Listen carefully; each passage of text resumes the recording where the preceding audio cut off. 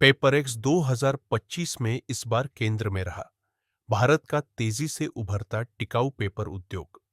भारत आज अपनी paper industry में लगभग 68% सामग्री का पुनर्चक्रण कर रहा है और नवीकरणीय ऊर्जा की ओर तेजी से बढ़ रहा है।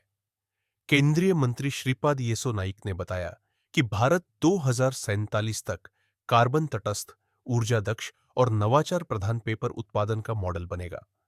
बांस के बढ़ते उपयोग, खेती आधारित कच्चे माल और किसानों के लिए नई नीतियां इस सेक्टर को ग्रामीण विकास और पर्यावरण संरक्षण का बड़ा साधन बना रही है। पेपरएक्स इस दिशा में नई तकनीकों और वैश्विक सहयोग का प्रमुख मंच साबित हो रहा है। Sir, congratulations for this event.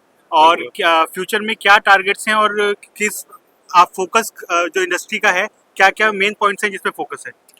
सो ये इंडस्ट्री डेफिनेटली आज इंडिया इज आई थिंक एक एप्पल ऑफ द इंडस्ट्री है globally, because we are the fastest growing paper industry in the world.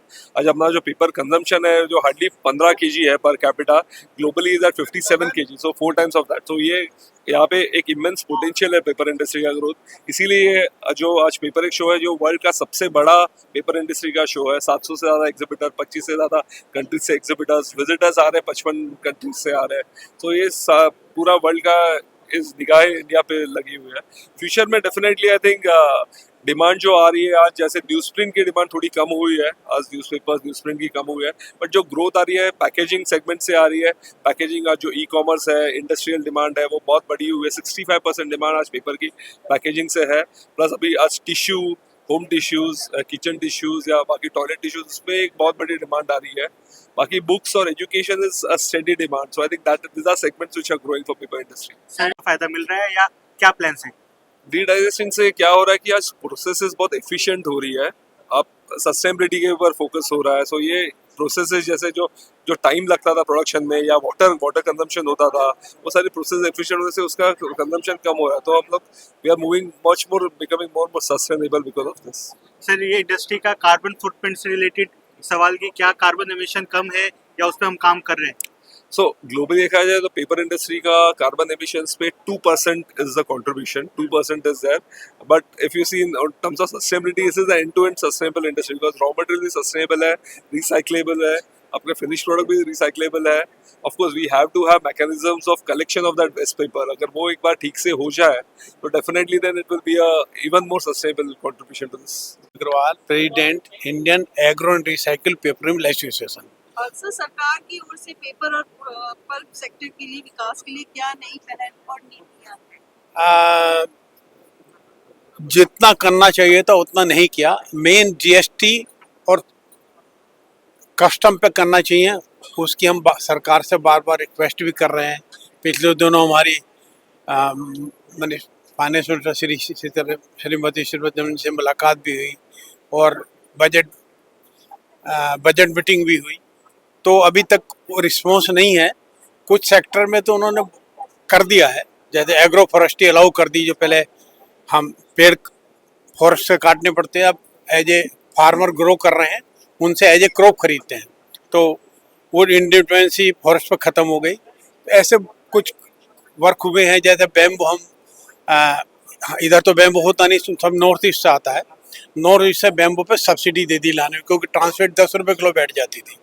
तो वो सपोर्ट तो मिली है, लेकिन जीएसटी और कस्टम में हमारी डिमांड चल रही है सरकार से, वो मिलेगा तो पेपर इंडस्ट्री को बहुत सपोर्ट होगी। कि मैंने आपको पहले ही बताया कि paper industry labour oriented industry है। एक इंडस्ट्री में मिनिमम 2000 आदमी डायरेक्टली जुड़े होते हैं और रूरल बेस्ड इंडस्ट्री सारी। आप सबसे बड़ा तो सपोर्ट ये आप रोड पिकर्स में जो आप देखते हैं, जो अखबार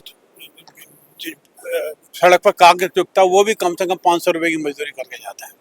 वो 15 रुपये किलो, वो हम जिसे रोड शिप कहते हैं, वो खरीदते हैं। सर, तो क्या ये जैसे भारतीय उद्योग को ग्लोबल मार्केट में अपना प्रतिस्पर्धी बनाने के लिए किन किन कदमों की आवश्यकता है?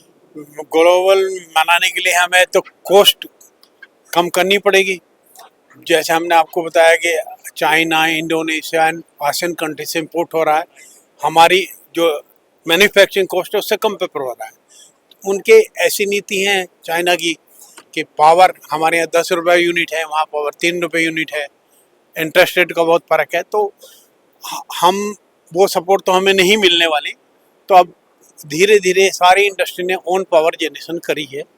और एक अच्छी चीज़ ये हुई कि पावर के लिए जो कूड़े के ढेर होते थे, जैसे हम RDF उसे बोलते हैं, म्यूनिसिपल वेस्ट, उसे एज ए फ्यूल यूज करने लगे, सो सब पावर कॉस्ट हमारी कम हुई है।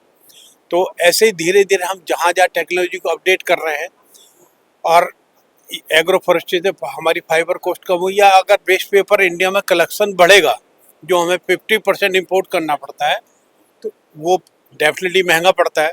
अगर वेस्ट पेपर कलेक्शन बढ़ेगा तो हमारी कॉस्ट घटेगी, तो ग्लोबल कंपटीशन में आएंगे। Thank you.